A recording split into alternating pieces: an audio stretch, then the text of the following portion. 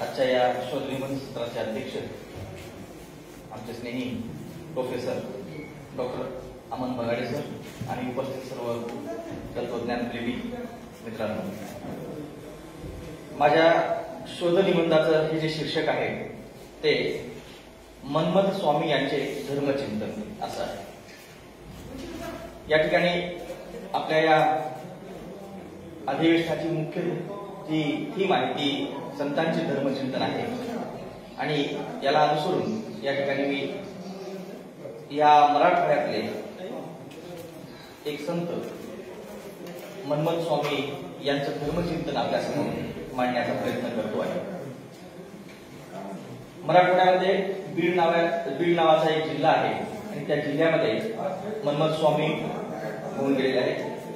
साधारणपणे 16वे शतक हे त्यांचं काळ आहे आणि या मनमथ स्वामींच्या संदर्भात मला आवर्जून एक गोष्ट या ठिकाणी सर्वांना सांगायची आहे की मनमथ स्वामींचं जे ठिकाण होतं त्या ठिकाणाला कपिलधार असं म्हटलं जातं.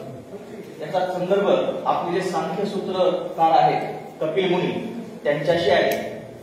असं सांगितलं जातं की कपिल मुनी हे त्या बीड जिल्ह्यामध्ये ज्या ठिकाणी राहत होते तिथं त्यांनी तपस्या केली आणि खूप सारा अध्ययन केलेला आहे आणि त्यांच्या त्या अध्ययनाच्या मुळे त्या परिसरामध्ये एक तत्वज्ञानाच्या स्वरूपाचं वातावरण त्या काळात झालं होतं आणि अशा या भूमीच्या भागात मनमथ स्वामी राहिले आणि म्हणून त्या भूमीला कपिल मुनीची भूमी म्हणून ओळखलं जातं. त्या ठिकाणी एक डोंगर आहे, त्या डोंगरावरून एक नदीची धार पडते. त्या धारेला आज कपिल मुनी ती धार आहे असंही मानलं जातं. त्याला कपिल धार असं म्हटलं जातं. तर त्या भागातले मनमथ स्वामी आहेत. मनमथ स्वामींच्या बाबतीमध्ये एक आवर्जून गोष्ट मला सांगायची आहे की त्यांनी खूप मोठी अशी ग्रंथसंपदा केलेली आहे. अनेक ओव्यांची रचना केलेली आहे, अनेक गाथा त्यांनी रचलेल्या आहेत. त्यांचे ग्रंथ जर सांगायचे झाले तर मला त्याचा उल्लेख करावासा वाटतो की गुरुगीता हा त्यांचा पहिला ग्रंथ आहे. त्यानंतर ज्ञानबोध हा एक ग्रंथ आहे. स्वयंप्रकाश, अनुभव आनंद, शिवगीता आणि याशिवाय परमरहस्य नावाचा एक जो ग्रंथ आहे त्याच्यावर त्यांचं भाष्य फार प्रसिद्ध आहे.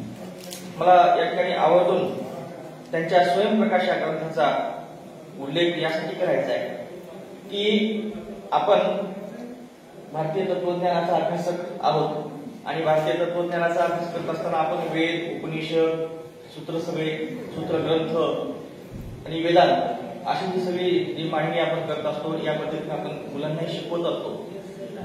तर स्वयंप्रकाश हा एक असा ग्रंथ आहे की त्याच्यामध्ये मनमथ स्वामींनी उपनिषदातल्या सगळ्या संकल्पनांचं एका अध्यायामध्ये सविस्तरपणे विश्लेषण केलेलं आहे. म्हणजे पहिला अध्याय जर असेल तर ते आपण जरा अहम ब्रह्मास्मी म्हणतो ते अहम म्हणजे काय, ब्रह्म म्हणजे काय, असीम म्हणजे काय, तत्व म्हणजे काय, मग तत्व करत असताना तर या शब्दाचं विश्लेषण अशा पद्धतीने त्यांनी हे सगळं विश्लेषण केलेलं आहे. आणखीन काही अध्यायाच्या माध्यमातून जीव म्हणजे काय, जीवाचं स्वरूप कसं असलं पाहिजे, ब्रह्म म्हणजे काय, ब्रह्माचं स्वरूप काय आहे नेमकं हे सगळी सविस्तरपणे सांगितलंय. आणि विशेष म्हणजे असं आहे की आपण ब्रह्म उपनिषदांचा अभ्यास जेव्हा करतो ब्रह्माचं विश्लेषण करून सांगतो ब्रह्म म्हणजे एक अशी निर्गुण निराकार तत्व आहे असं सांगतो. परंतु मनमथ स्वामी हे असे एक संत आहेत की त्यांनी या सगळ्या जीवांना सांगितलंय, अगदी स्पष्ट शब्दात सांगितलेलं आहे, जीवांनो तुम्हाला सुद्धा ब्रह्म होता येतंय. विशिष्ट पद्धतीनं जर तुम्ही आचरण केलं तर तुम्ही सुद्धा ब्रह्मच आहात हे लक्षात घ्या. आणि मग या जीवाचं ब्रह्मत्वाची जी लक्षणं आहेत त्याची लक्षणांची वर्णन त्या स्वयंप्रकाश या ग्रंथात केलेलं आहे. म्हणून खूप महत्वाचा त्यांचा हा ग्रंथ आहे. आणि या मनमथ स्वामींच्या बाबतीमध्ये अशा अनेक गोष्टी आपल्याला सांगता येतील. धर्मचिंतन हा आपला या निबंधाचा मुख्य विषय आहे आणि त्या दृष्टिकोनातून आपण जेव्हा विचार करतो तर पहिल्यांदा माझ्या मनात एक प्रश्न पडतो की हे धर्मचिंतन म्हणजे काय नेमकं. कारण आपण जनरली फिलॉसॉफीचे जे लोक आहोत ते रिलिजियनला धर्म म्हणून स्वीकारत नाही असं माझं मत आहे. तर आपण ड्युटीज म्हणून धर्म स्वीकारत असतो आणि त्या दृष्टिकोनातूनच आपल्यासमोर धर्म जेव्हा शब्द येतो तेव्हा आपण ते ड्युटीज म्हणून पाहतो. I am teacher, that my duties me student आहे तर माझी ड्युटी ही आहे. मी घरात गेल्यानंतर एक पिता आहे, माझी ती ड्युटी आहे. आपल्याला हे सगळं माहित आहे आणि आपण त्या दृष्टिकोनातून हा धर्म शब्द आपल्या आचरणामध्ये आणलेला असतो. परंतु जेव्हा आपण आज बाह्य परिस्थितीमध्ये, बाह्य वातावरणामध्ये पाहतो की धर्म म्हणजे काय, तर तिथे आपल्याला मात्र रिलिजियन म्हणून आपल्याला धर्माचं स्वरूप सगळं पाहायला मिळतं. आणि अनेक साहित्यिक लोकांनी, अनेक समाजशास्त्रीय अभ्यासकांनी रिलिजियन शब्दाची खूप सारी व्याख्या केलेली आहे. धर्माचं तत्वज्ञान जेव्हा आपण वाचतो तेव्हा रिलिजियन शब्दाची वेगवेगळ्या व्याख्या आणि त्या व्याख्यांच्या आधारावर आपल्याला असं लक्षात येतं की धर्मामध्ये श्रद्धा असते, धर्मामध्ये ईश्वर तत्व असतं, त्या ईश्वर तत्वाची उपासना असते, पूजा पद्धती आहे आणि अशा सगळ्या गोष्टींचा धर्मामध्ये अंतर्भाव असतो. आणि त्या दृष्टिकोनातून जे काही आपलं आचरण आहे त्याला अनुसरून ते सगळं आचरण म्हणजे धार्मिक आचरण आहे असं आपण मानत असतो. माझ्यासमोर प्रश्न पडतो की संत मनमथ स्वामी जे आहेत यांच्या समोरचा धर्म कोणता आहे, म्हणजे हे रिलिजन आहे ही ड्युटी आहे. तर मला त्यांच्या सगळ्या अभंगांचा अभ्यास केल्यानंतर दोन्ही प्रकारचा धर्म त्यांच्या व्यवहार म्हणजे लिखाणामध्ये मला आढळून आला. म्हणजे अक्षरशः त्यांनी श्रीकृष्णाचा, अर्जुनाचा उल्लेख करून स्वधर्माची भाषा केलेली आहे काही ठिकाणी. आणि त्या पद्धतीने ते म्हणतात की तुम्ही कोण आहात स्वतःला जाणा आणि त्या पद्धतीने तुम्ही आचरण करा. म्हणजे तिथे मग मला आपला हा जो फिलॉसॉफीचा धर्म आहे ड्युटी म्हणून तो मला तिथं पाहायला मिळतो. आणि मग काही ठिकाणी ते सगुणाची उपासनाच्या बाबतीमध्ये बोलतात. तिथं ईश्वर आहे, मग तिथं पूजा केली पाहिजे, तिथं तुम्ही भस्म धारण केलं पाहिजे असे बोलतात. तेव्हा मला तो हा जो म्हणजे बाहेर आपण व्यवहारामध्ये धर्म पाहतो तो धर्म त्यांचा तिथं दिसतो.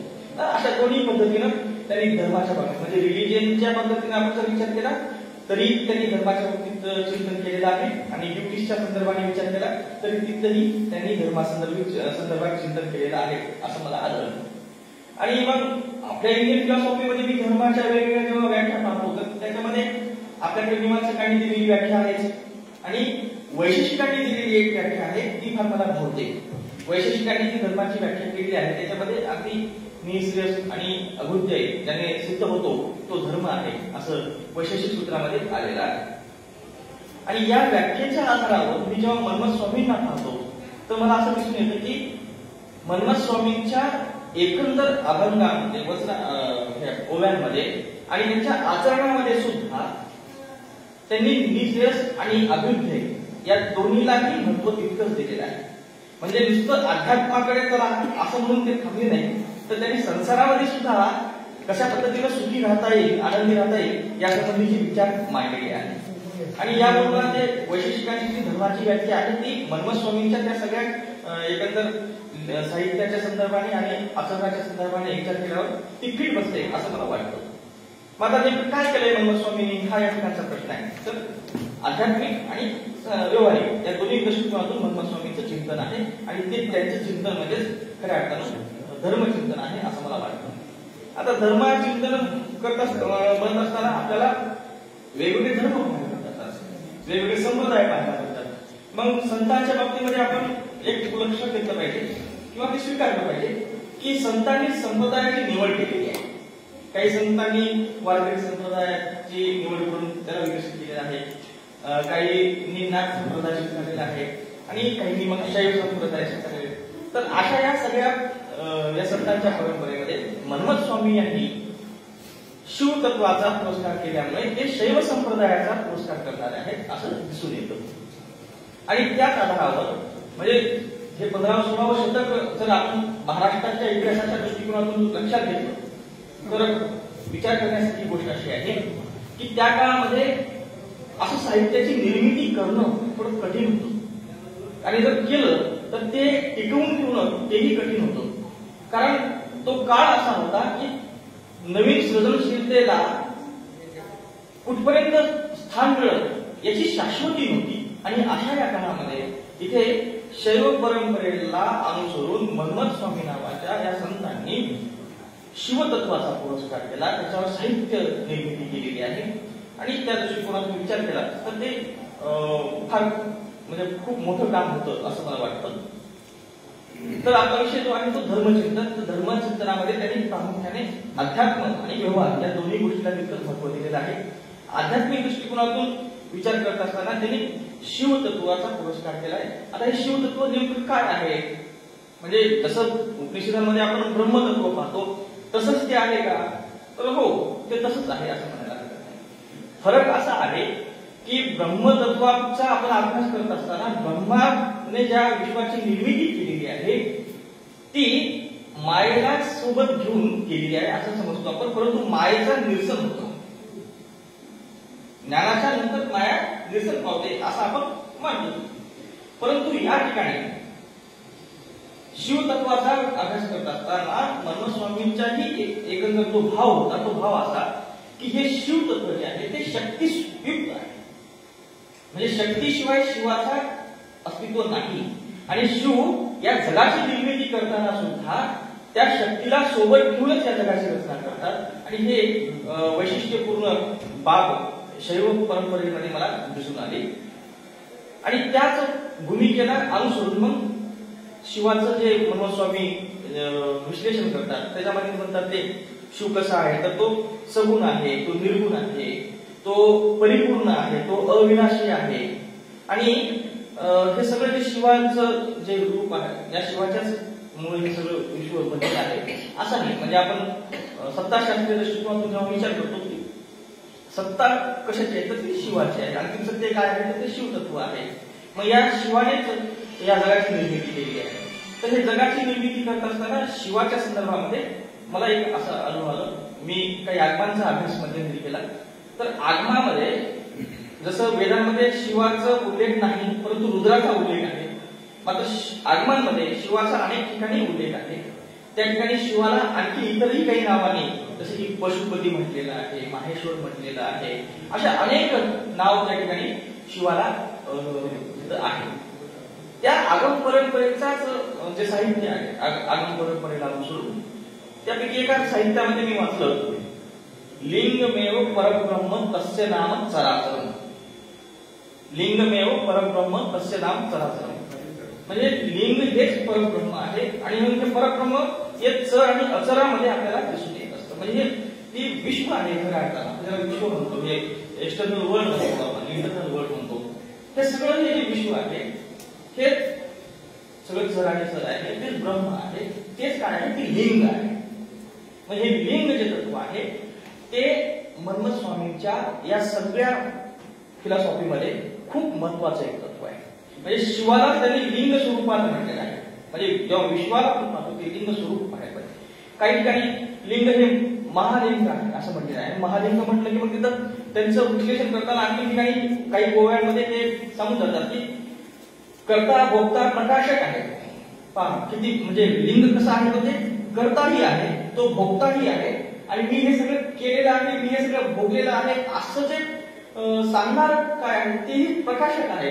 अशा पद्धतीने एक नवीन मेथड वापरून त्यांनी लिंगाचं तत्व तिथं सांगितलेलं आहे.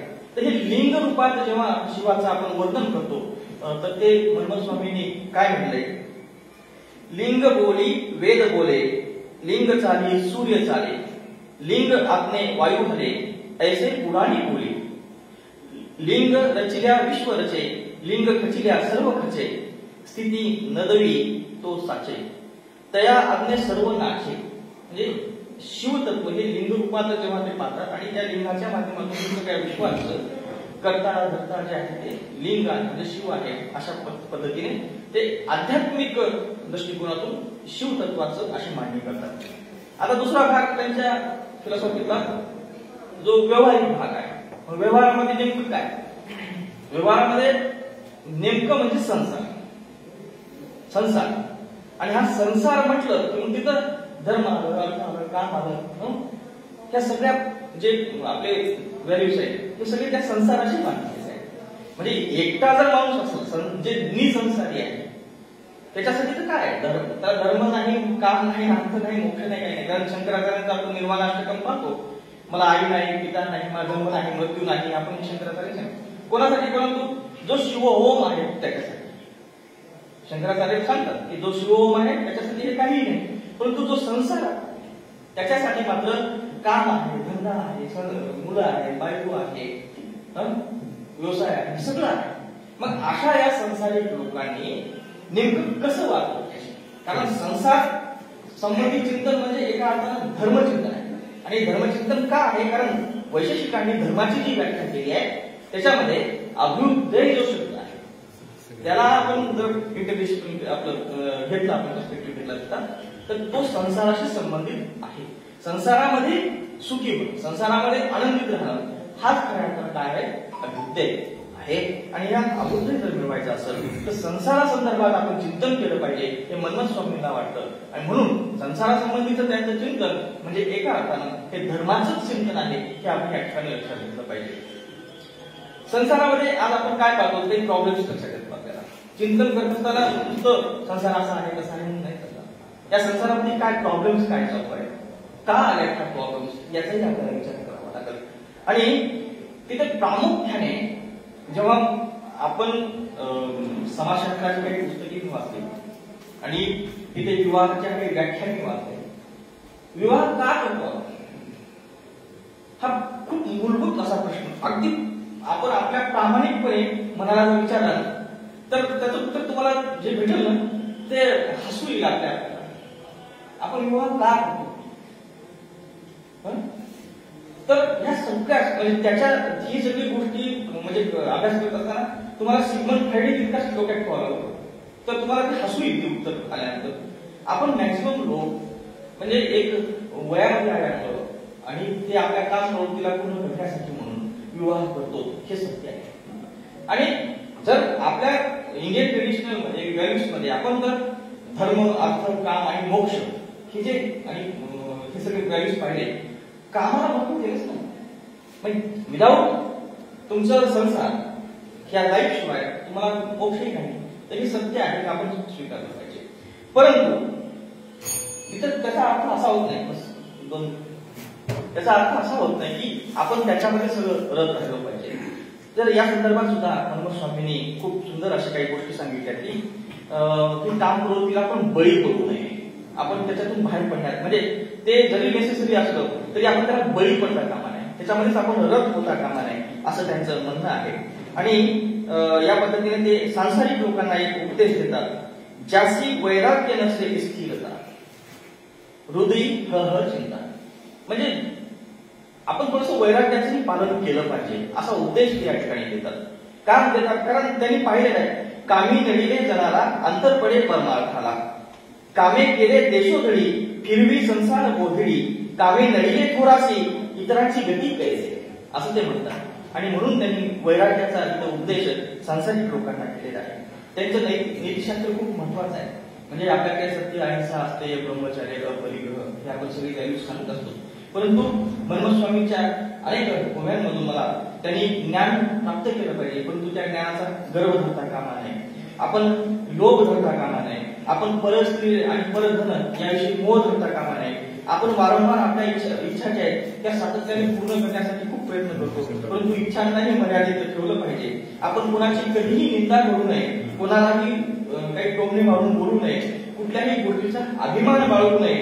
का बाळगू नये, कारण या सगळ्या गोष्टी ज्या आहेत ना आपल्या दोषाची साधन आहे, ही सगळी दोष निर्माण करणारी साधन आहे असं ते म्हणतात. आणि एका ठिकाणी ते म्हणतात, आता हे सगळं झालं की कन्फ्युज करतो आता, म्हणून त्यांनी एक उपदेश दिला, आपण ह्युमन बिंग मध्ये कसं नेमकं राहिलं पाहिजे. तर ते असं म्हणतात, जाणूनी न नेणे करी माझे न, आपुली प्रेम करून दाखवून या, मग मी संसारी असे न वृत्तस्थ, जैसे हो जळात पदम तीर्थ. मी या संसारात आहे, परंतु कशा प्रकारे मी त्या पाण्यातल्या कमळाच्या पानासारखं राहिलं पाहिजे. म्हणजे मी अगदी सगळ्या गोष्टींपासून दूर नसून सुद्धा दूर राहण्याचा प्रयत्न केला पाहिजे. आणि ते म्हणतात, जैविका उन्मती योगीराज, देखोनी न देखे प्रपंच हा सृष्टी, सोबतीच्या दृष्टी चेविलिया, बोलूनी अबोल असावा लौकिक, निर्वाणी निशंक देह. म्हणजे संसारामध्ये राहून ऐकावं आणि ऐकून न राहिल्यासारखं राहावं, असं पद्धतीने जर राहिलो तर आपल्याला निर्वाण निशंकपणे भेटतो. हेच खऱ्या अर्थानं अभ्युदयाचं निश्रेयस आहे असं या ठिकाणी आपल्या लक्षात येतं. या ठिकाणी बोलण्याची संधी दिली त्याबद्दल धन्यवाद.